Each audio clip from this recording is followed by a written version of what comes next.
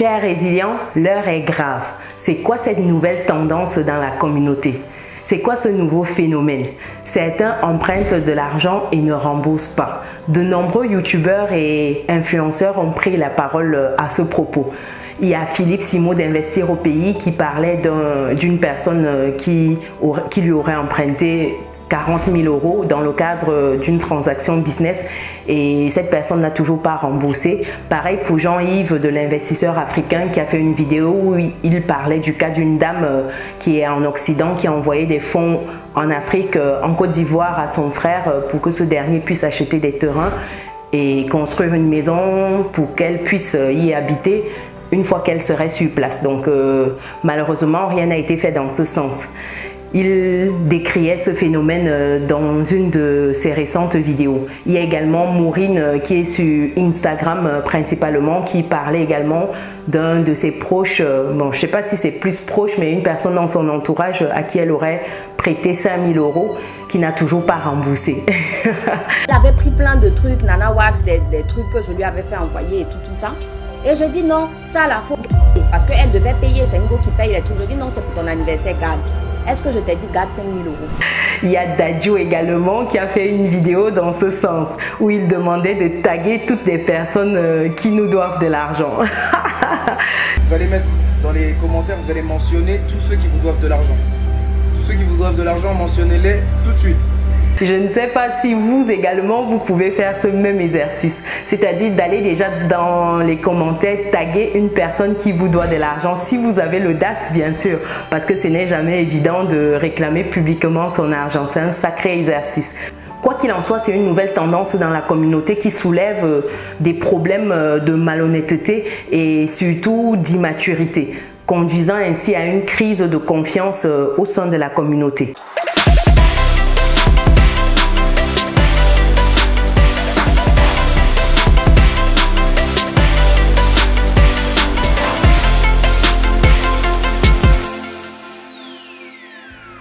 Après avoir posé le décor, je vais vous donner les leçons à tirer de ces différentes situations et surtout comment au quotidien on peut dealer avec ces personnes qui sont des prêteuses compulsives. Déjà, si tu me découvres pour la première fois, je suis Chimène Nana, entrepreneur, investisseur en France et en Afrique depuis quelques années et ma passion au quotidien c'est de voir un maximum de personnes atteindre leur indépendance financière.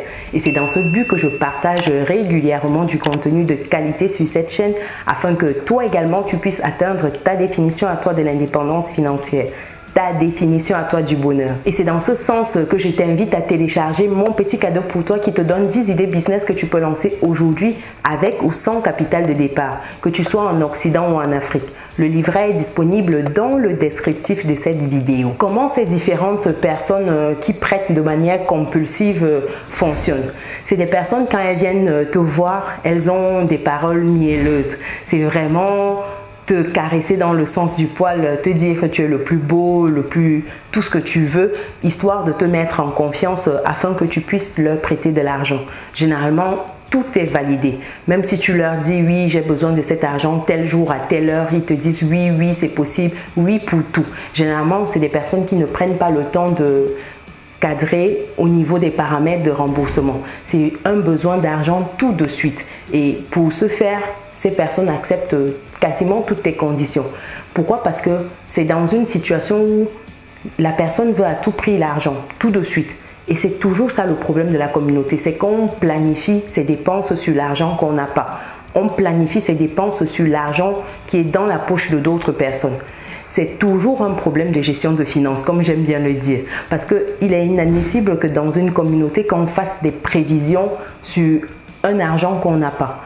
On prévoit de voyager, mais ce sera l'argent qui sera emprunté. Une personne mature, arrivée à date butoir ou bien avant, si elle sait qu'elle aura du mal à rembourser, vous appelle pour vous dire écoute, on a telle échéance, j'ai eu peut-être telle situation, sans forcément rentrer dans le détail, mais vous demandez est-ce que ce ne serait pas possible de revoir cette date-là, est-ce qu'il ne serait pas possible de remettre à une date ultérieure. C'est ça la maturité.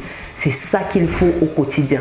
Et faire la politique de l'autruche, ça n'a pour conséquence que attiser les foudres de la personne qui attend impatiemment son argent et qui commence à perdre patience. Donc, il faut éviter la politique de l'autruche.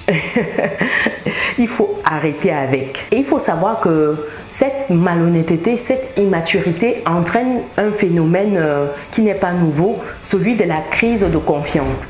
Quand on n'a plus confiance en quelqu'un, on ne peut plus rien faire avec.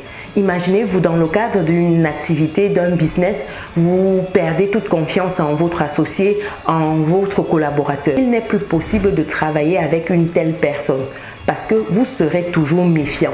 Vous n'allez pas confier certaines tâches et ça ne sert à rien. Et c'est des personnes que quand on arrive à ce stade-là, il faut écarter. Quand il y a crise de confiance, c'est une personne à mettre de côté. Et c'est vraiment dommage parce que beaucoup passent à côté de belles opportunités pour des petites sommes souvent. Et c'est vraiment dommage de se griller ainsi. Je ne dis pas que lorsque c'est des grosses sommes, c'est à ce moment-là qu'il faut montrer son véritable visage ou il faut frapper.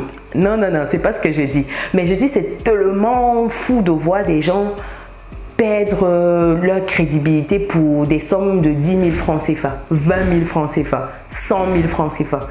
Et pourtant, il y a plein d'autres activités qui auraient, ou plein d'autres business qui auraient pu être mis en place avec ces personnes-là dans le but de gagner encore plus et sur du long terme. C'est une mentalité de court-termiste dans la communauté. Vraiment, les gens veulent manger tout de suite, oubliant qu'il y a demain. Quand toi tu prends l'argent d'une personne et tu ne veux pas rembourser, tu ne te dis pas que demain tu pourras avoir un problème de santé, tu pourras avoir une urgence vraiment urgente pour le coup et que là tu auras vraiment besoin qu'une personne te tende la main. Tu oublies que demain ne nous appartient pas. Ça c'est vraiment dommage. Déjà en commentaire, toutes les personnes qui doivent des sous là, ayez l'honnêteté de le mettre dans les commentaires. On va bien rigoler les amis. Je sens qu'il n'y aura aucun commentaire dans ce sens-là. J'ai mon petit doigt qui me le dit. Comment faire pour se prémunir de ce phénomène-là? La première chose pour moi, c'est de mettre les garde-fous. Qu'est-ce que j'entends par mettre les garde-fous? C'est prendre des garanties dans le cadre d'un prêt. Qu'est-ce qu'on peut prendre comme garantie? En termes de garantie, par exemple, c'est simplement quelqu'un qui vient vous faire un prêt, c'est de demander s'il a un logement, c'est peut-être prendre le titre foncier lorsqu'on est en Afrique. Les gens ont des terrains, ils ont des titres fonciers dessus. C'est peut-être demander en garantie les documents de sa voiture, s'il a une voiture. C'est de demander des garanties dans ce sens. Comme cela, ça permet à la personne, en cas de manquement, de comprendre qu'elle a plus à perdre que de rembourser son prêt. Et comme cela, cette personne se retrouve dans l'obligation d'honorer à ses engagements. Et ça, c'est par une garantie écrite, surtout. Une garantie écrite et certifiée par les autorités compétentes. Ça dissuade vraiment plus d'un. Le deuxième garde-fou qu'on peut prendre, c'est de prêter simplement des sommes dont on est prêt à perdre. Je m'explique. Dans le cadre de l'entourage familial, amical, il y a des personnes qui viennent vous voir, vos proches, pour vous dire que voilà, j'ai telle idée business, je veux me lancer dans tel, je veux me former, je veux si j'ai besoin d'une avance de sous, j'ai besoin d'un prêt. Est-ce que tu peux m'aider? Est-ce que tu peux me faire ce prêt-là? Dans ce cas de figure, quand on connaît à peu près certaines personnes, l'idéal serait de dire, bon ok, je vais te prêter 20 000 francs CFA. Mais tout en sachant que si cette personne reste avec ces 20 000 francs CFA là, on est prêt à mettre une croix dessus. Ça peut également être un garde-fou à prendre, de se dire que quoi qu'il en soit, c'est de l'argent que j'ai prévu inconsciemment que je pouvais perdre. Ainsi, ça permet de connaître véritablement l'autre. Comme on dit, l'argent, c'est un révélateur de personnalité. Une fois qu'on voit comment cette personne réagit avec de petites sommes qu'on est prêt à perdre, ça nous permet justement d'arrêter tout contact avec cette personne sur le plan financier, bien sûr. Donc ça peut être des tests, ça peut être un garde-fou qui peut être intéressant à mettre en place lorsqu'on parle de petites sommes. Parce que ici, si tu mets 1 million de francs CFA en gage, à moins que tu ne sois prêt à perdre tes 1 million de francs CFA, tout va bien. Tout va bien. Ici, c'est une question d'altitude dans la vie. Il y a des personnes pour qui 1 million de francs CFA, c'est comme 10 000 francs CFA. Donc, si c'est votre cas, tout va bien. En troisième garde-fou ici, ce serait de ne pas prêter du tout. Oui. C'est aussi une solution, de ne pas prêter du tout. Quand une personne vient te voir, la réponse, c'est non. Non. Non et non. C'est retrouver le pouvoir du non. Au moins, quand on ne prête pas, on n'est pas embêté. Ça peut paraître radical, mais ça permet d'éviter certaines situations de stress. Ça permet de se froisser, surtout lorsqu'on est dans le cadre familial. Et ça, je parle d'expérience. C'est compliqué lorsqu'on est en famille de parler d'argent. Il y a un prêt par-ci, il y a tel qui m'a pris de l'argent, il ne m'a pas remis. Tout de suite, ça crée deux camps, ça divise les familles. Et vraiment, pour éviter d'en arriver là, c'est de ne pas mélanger business et sentiments et famille, de bien séparer les deux. Quand un proche, un frère, une soeur, une cousine vient vous voir pour un projet en vous disant « prête-moi ci, prête-moi ça », tu dis « non, je ne prête pas du tout ». Non et non. Lorsqu'on va sur cette optique de ne pas prêter du tout, on est à l'abri de tous les problèmes. Parce que pour le coup, on n'attend rien parce qu'on n'a pas prêté et on dort tranquille chez soi. Les autres vont nous traiter de tous les noms, mais au moins on a le mérite d'être en paix, bien dans ses baskets. Il y a quand même un petit bonus que j'aimerais rajouter en termes de garde-fou, en termes de manière de dealer avec ces personnes au quotidien. Ça peut être simplement de dire que quand une personne vient vous voir et vous demande un prêt, lui dit peut-être que voilà, vous n'avez pas le montant total, mais vous lui donnez une contribution. Je m'explique. Aminata vient vous voir en vous disant que voilà, j'ai un projet de 50 000 francs CFA, j'ai besoin d'un prêt de 50 000 francs CFA. Ici, vous lui dites, je n'ai pas les 50 000 francs CFA, mais je peux contribuer à hauteur de 5 000, de 10 000 francs CFA. Tiens, et c'est un don. On n'attend rien en retour.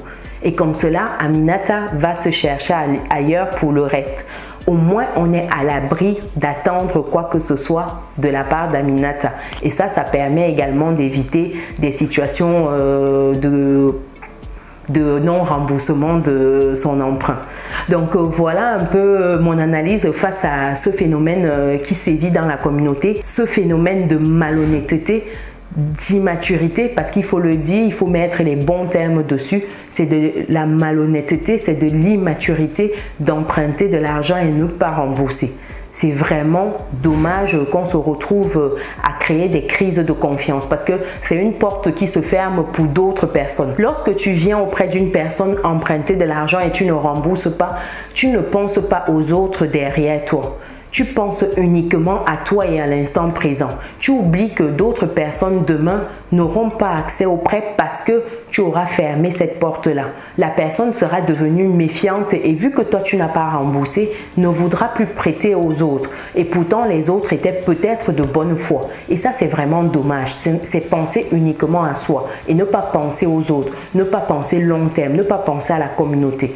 Donc chers résilients, voilà ce que je voulais dire par rapport à ce phénomène qui sévit dans la communauté. Dites-moi ce que vous en pensez dans les commentaires. Je serais ravie de lire vos différents points de vue. Quelles sont les stratégies que vous employez au quotidien pour limiter ce phénomène-là de prêt et de non-remboursement? Est-ce que vous avez d'autres techniques qui fonctionnent? Partagez dans les commentaires. Ce sera un plaisir. Pour les personnes qui ne sont pas encore dans la communauté des personnes résilientes, je pense que c'est le moment de rentrer dans notre belle communauté. Et aussi lâcher un pouce bleu en l'air et partager massivement cette vidéo autour de vous. Il est temps qu'on stoppe ce phénomène de non-remboursement des prêts. Il est temps de devenir des personnes matures, des personnes responsables et surtout des personnes honnêtes. Nous on se dit à très bientôt dans une prochaine vidéo. Ciao!